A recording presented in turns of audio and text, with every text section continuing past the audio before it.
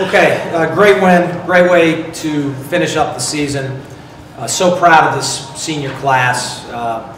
We talked about it all week. This was for them. We wanted to go out there and win this for the senior class. They're really, so instrumental to our success this year. Even the guys that didn't contribute on the field, they really need to take the lion's share of the credit for laying the base, the foundation that this program is going to be built upon.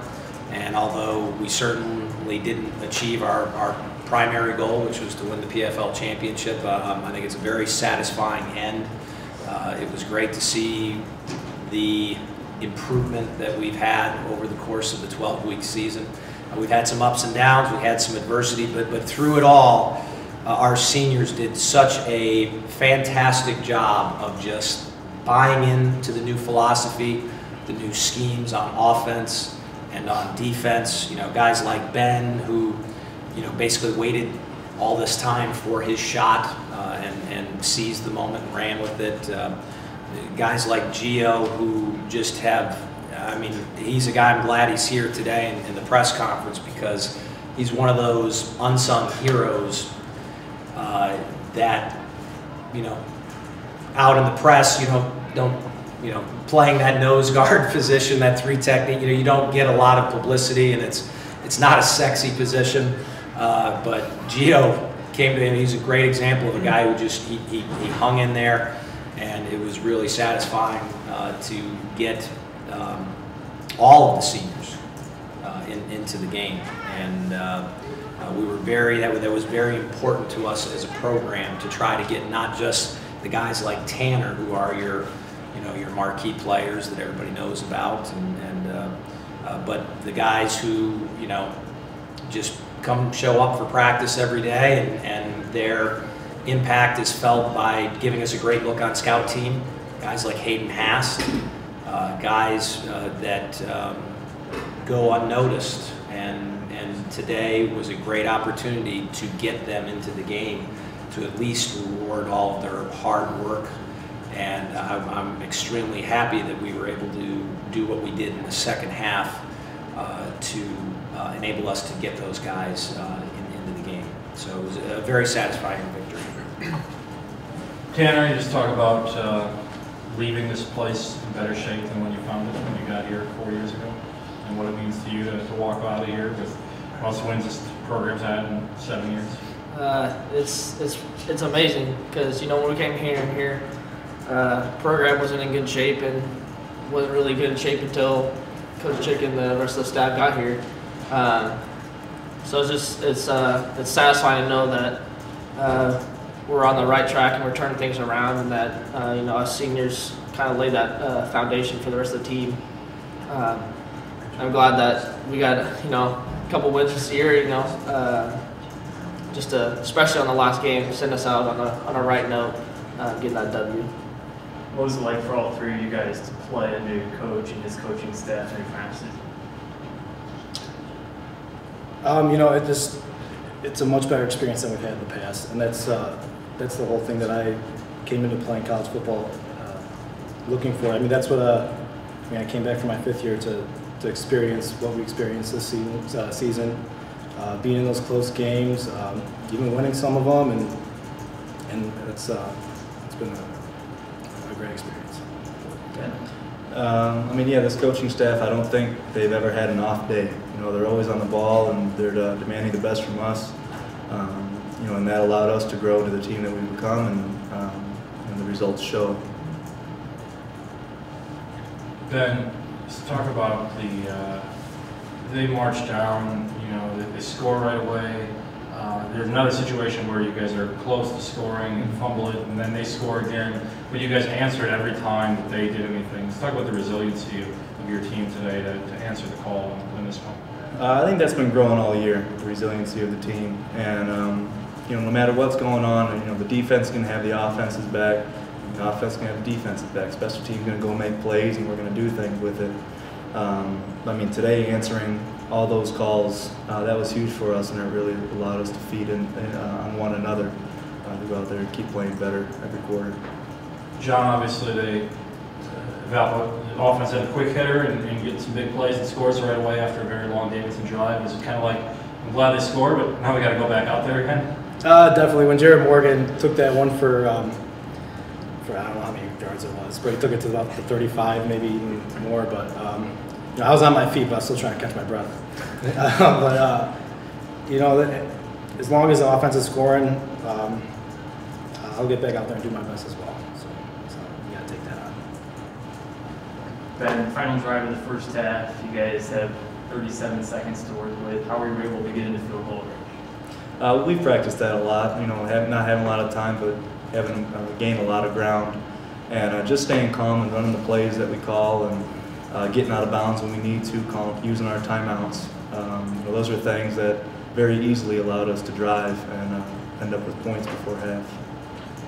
Tanner, there's been years past where Valpo's been in the same situation, other side of the field, 30 seconds left, and just taking a knee. Does it get you excited when you realize, hey, we can go out and make some plays, 3 timeouts in 37 seconds? So what's your responsibility there then?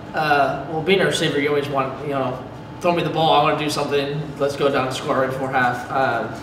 So it's definitely exciting knowing that, well, especially we had 3 timeouts. That really helped us out.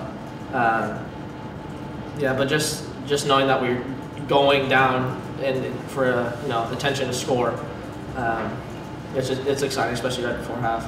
Coach, you start doing the math and say, well, if we score here and we score at the beginning of the second half, then we can pretty much put a fork in this one by the time Davidson even gets the ball back. Absolutely, that's always big in our thinking and knowing, and that's why we tried to defer when we have a shot. We really think we are a strong second half. Our first possession offensively coming out of the locker room, we've scored a very high percentage of the time this year. So we've got confidence in our offense coming out of halftime and making those adjustments and having success. So when you have an opportunity at the end of the first half to put points on the board, number one, Ben was throwing the ball great. He was probably reading the field. I think it was probably his finest game in less than ideal conditions. And so we felt really good that we could move the ball through the air. And so with all of our timeouts left, even though there was only 37 seconds, we felt like we could get us some field goal range. Did you worry at all about a trap game after the game against San Diego last week in a game you were favored to win this week? No, I don't think that we've experienced success enough to allow ourselves to be trapped. That's certainly a concern, and it's great. Although I will say this. I don't felt like, we won the football game. We won the football game, number one, because I believe we were the better football team. We were the more talented football team. We were the more disciplined football team. I don't feel like we played our best game. Certain individuals did. I thought Ben was tremendous. But as a whole, it was a little uneven. And it's a testament to this football team to have matured to that point to where when something bad does happen, the penalties or the fumble in the third quarter followed by the 96-yard drive, that could be a big moment where teams could panic, and we didn't. So it's I think a testament to see how far we've come just this year to where we get to that point and we can win a game like this without playing our best football game, without having to go out there with our A game for 4 straight quarters. Coach, as the kind of calendar turns now and you start to look toward the future, what are the difficulties of being at a non-scholarship program when you've got some freshmen who've done very well, and we've seen that here in the years past where freshmen who do well get phone calls from other schools, and how much do you have to re-recruit your own guys, I guess? Time will tell. I don't really think about that. My focus right now is on securing the next recruiting class. All of our efforts will shift. As a coaching staff, we'll enjoy this one tonight, and tomorrow we'll have an off day, our first one in a very long time. But come Monday, our focus is going to be 100% on the senior class of high school student athletes that we're going to be out actively recruiting, and we need a big class. We need to seize on this momentum. The facility upgrades that we have are here now in place. It's not a dream like it was when I first took over the program saying, hey, we're going to build this. We have that here now. We have wins under our belt. We've got a lot of returning players. We're confident in our schemes now. So we have a lot more going for us. When recruits show up to your campus, they have a lot of players, guys that will be hosting them, current football players, freshmen and sophomores mostly, but we'll have them, telling those recruits what this place is all about, not what they hope it's all about, if you know what I'm saying. So that's our number one goal. We're going to take care over the course of really December and January and try to secure the best, most talented class of incoming freshmen that we can. We know what Coach is going to be doing on Monday. What's it going to be like for you guys tomorrow morning, Monday morning, to wake up and go football? I still might show up for lifting on Tuesday. I would say, don't ever stop lifting. Keep your body in shape and turn it on. Definitely some well-deserved rest, I would say. Just relaxing. I say bittersweet. It's nice that we have the day off, but then it's also like, where's the next game? Where's the game next week? What are we doing now?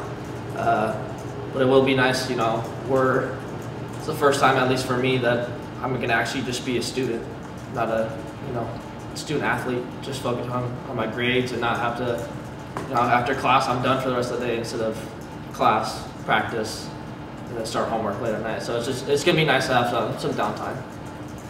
Coach, what advice do you give to these guys, having been in that same situation before?